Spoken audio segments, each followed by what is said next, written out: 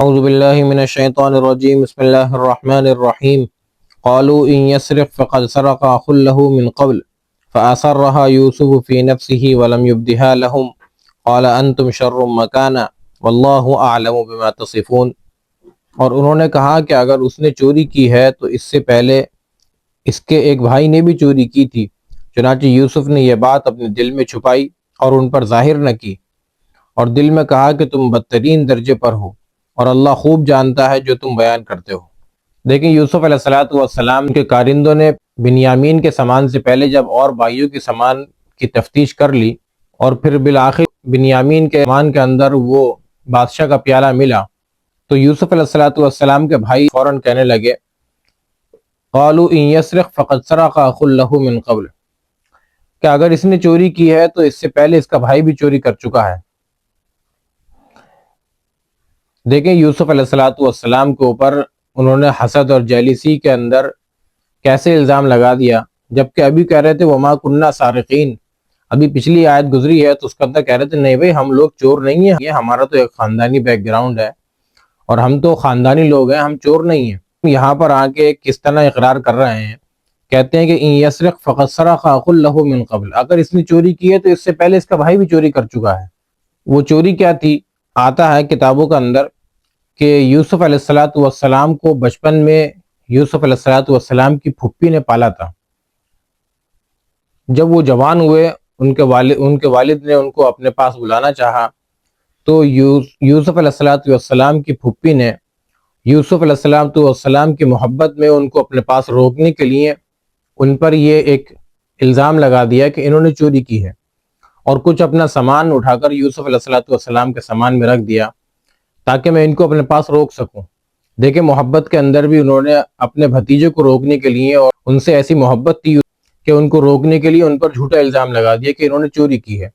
اور ان کی شریعت اور ان کا قانون کے مطابق یہ تھا کہ بھئی جو جس کے سامان کی چوری کر لے تو مالک کو یہ حق ہوتا تھا کہ وہ اس کو اپنا غلام بنا کر رکھے۔ یوسف علیہ السلام کو انہوں نے روکنے کا یہ ہیلہ ان کی پھپھی نے اختیار کیا، تو لہذا یوسف علیہ السلام ان کے پاس ہی رکے رہے۔ جب ان کی پھپھی کا انتقال ہوا تب یوسف علیہ السلام اپنے والدین کی کسٹڈی میں واپس آئے، تو ان کے بھائیوں نے اشارہ کیا اس بات کی طرف۔ یہ یوسف علیہ السلام کا صبر اور تحمل دیکھیں کہ اتنی ایسی سخت بات سن کر بھی یوسف علیہ السلام بے قابو نہیں ہوئے، بلکہ فَأَسَرَّهَا يُوسُفُ فِي نَفْسِهِ، یوسف علیہ السلام نے اس بات کو اپنے دل میں چھپا لیا، اور وَلَمْ يُبْدِهَا لَهُمْ، اور اس کا بالکل اظہار نہیں کیا، کیونکہ مصلحت خداوندی کے ابھی خلاف تھا کہ راز کا افشا کرنا، کہ راز فاش ہو جائے اس بات سے۔ اگر یوسف علیہ السلام اس بات کو دل میں نہ چھپاتے اور کہہ دیتے کہ بھئی تم یہ کیسے الزام لگا رہے ہو، تو بھائیوں کو یہ پتہ چل جاتا کہ یہ یوسف ہیں، یہ ہمارے بھائی ہیں، اور ابھی اللہ کی طرف سے حکم یہ تھا کہ بس خاموش رہنا ہے، کچھ نہیں بتانا ہے۔ آج یہ بھائی کس طرح بنیامین کے اوپر جھوٹا الزام لگا رہے ہیں، حالانکہ نہ چوری بنیامین نے کی ہے نہ اس کے بھائی یوسف نے کی ہے۔ پھر یوسف علیہ السلام نے اپنے دل میں کہا کہ تم مرتبے اور مقام کے لحاظ سے بدترین لوگ ہو، تم بدترین مقام پر ہو کہ تم ایک ایسا الزام لگا رہے ہو جو کہ نہ بنیامین نے کیا نہ اس کے بھائی نے کیا۔ واللہ اعلم بما تصفون، اور اللہ تبارک و تعالی خوب جانتا ہے ان کاموں کو جو تم کہہ رہے ہو۔ قالوا یا ایھا العزیز ان له ابا شیخا کبیرا فخذ احدنا مکانہ انا نراک من المحسنین، اور انہوں نے کہا کہ اے عزیز، بے شک اس کا باپ بوڑھا بڑی عمر کا ہے، چنانچہ آپ اس کی جگہ ہم میں سے کسی کو پکڑ لیں، بے شک ہم دیکھتے ہیں کہ آپ احسان کرنے والے ہیں۔ اب کہتے ہیں کہ یہ جب بنیامین کی چوری ثابت ہو گئی تو کہنے لگے کہ اے عزیز مصر، ہم آپ کو بڑا احسان مند سمجھتے ہیں اور آپ تو لوگوں کے ساتھ بڑی نرمی کرنے والے ہیں۔ ان لہ ابا شیخا کبیرا،